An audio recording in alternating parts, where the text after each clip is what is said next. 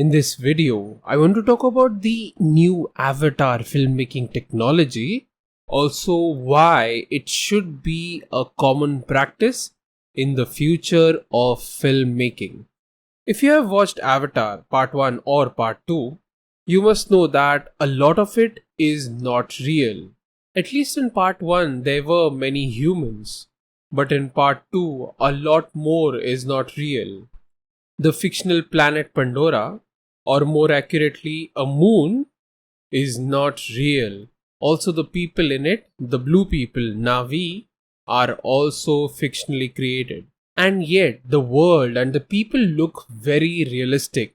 They're very convincing. But how? Essentially, it is animation, but in a best quality possible. Animation might have began as simple 2D flipbook animation, but over time it has evolved from 2D to 3D and from 3D to realistic motion capture. What does that mean? Even with animation, we are able to create real human-like figures. There are only two problems that differentiate animation from live action shooting. One, are the textures aren't well defined. That is, if you look at human skin, it does not have a uniform color, it's not smooth. There are imperfections and a mix of colors. Initially, the animation, the textures, the skins weren't as defined to make them look realistic. But now, with advanced technology, they are well defined. This is one problem solved, but the second is more important one. The movement.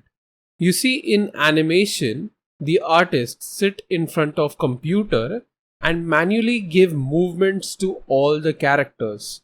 Here the problem is, no matter how good you are, mimicking the human movement is not that easy.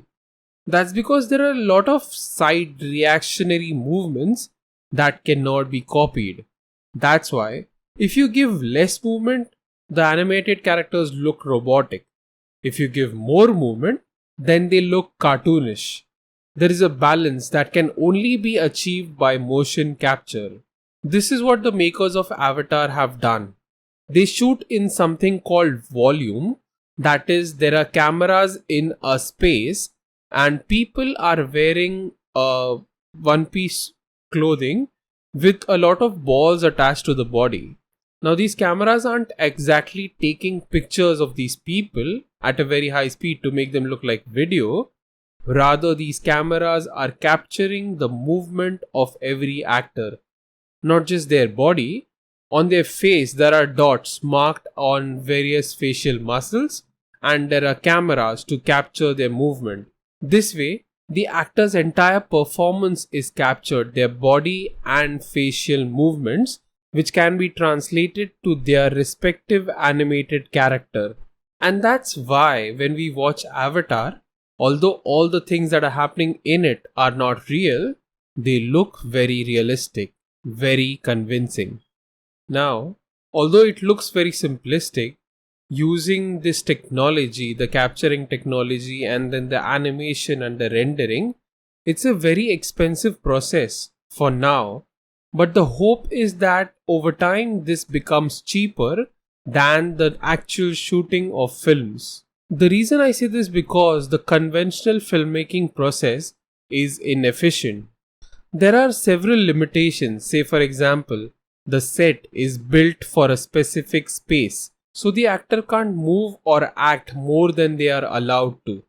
Then there are production limitations. Say for example, if you're shooting a lot of explosions, once the explosion happens, repeating them becomes very expensive. So even though what has been shot is not as per you wanted, you have to settle for it because budget issues. Also, there are other problems like the timings. If it is daytime and you want to shoot night, then you have to cheat it.